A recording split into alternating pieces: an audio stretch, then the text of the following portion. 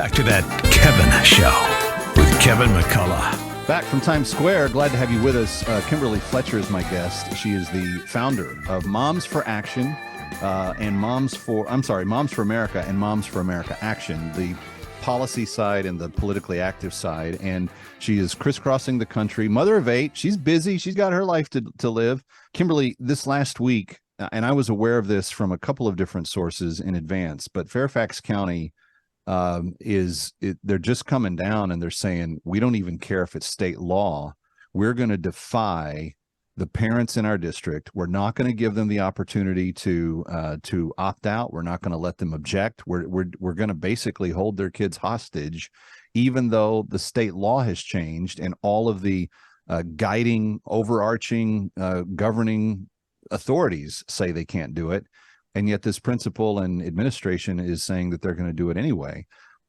That's a pretty defiant spine that they're trying to raise against you guys. What are the mothers of that district saying about it?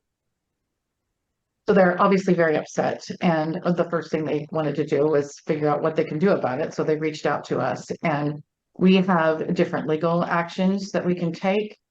We have hiring and firing processes that we can go through.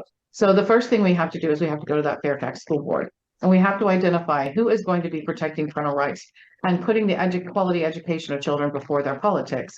And then those who are not in that vein, can we move them towards there?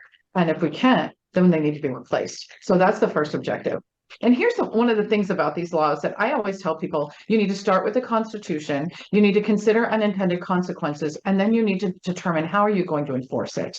And that's one of the things that when you're passing legislation is very often overlooked. And so I've already reached out to several of my friends who are in the Virginia legislature and asked them, what is the enforcement part of this law? Because we need to enforce it, and she needs to be fired. She needs to be removed from that school immediately, because she's not only breaking the law, she's become a proven detriment and threat to our children. And she's going to completely ignore the safety procedures that we have put in place to protect our children. She has now become a threat to them, and she needs to be arrested. And it's not like Virginia isn't familiar with some of the downsides of this, because they played around with this prior to the Youngkin election, and you had sexual assaults going on in school bathrooms where boys and girls were using the same bathroom. I mean, it's one thing for them to say, well, we don't have the evidence, or the research isn't final, or all the rest of it. But Virginia has made this an exercise that they played around with prior, and it was bad.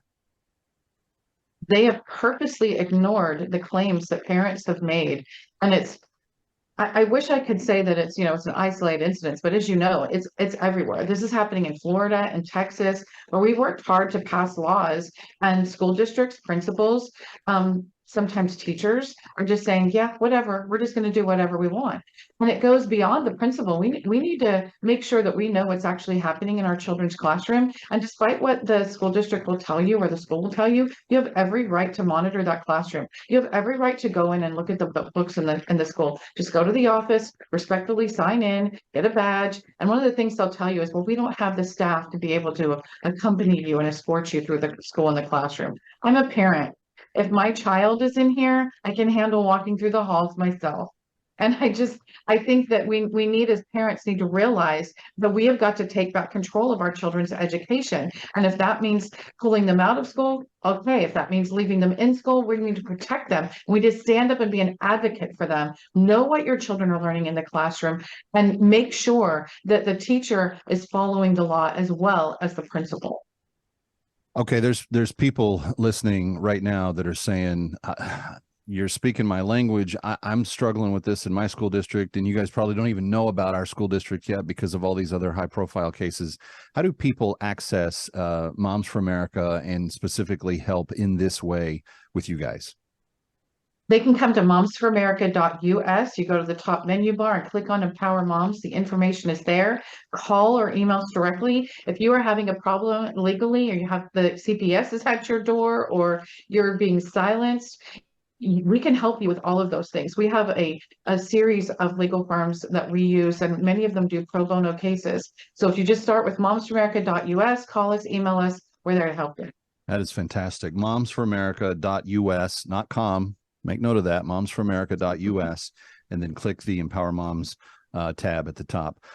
Kimberly Fletcher, thank you for fighting such a valiant fight, and please come back. We will continue to rally and sound the alarm here, but without good boots on the ground, there's nothing that can be done from a TV screen or a radio microphone. So it's really important that we make sure that we get the information and have the groups capable of following up, and I'm grateful for what you guys are doing. Thank you. Thank you for having me. You got it.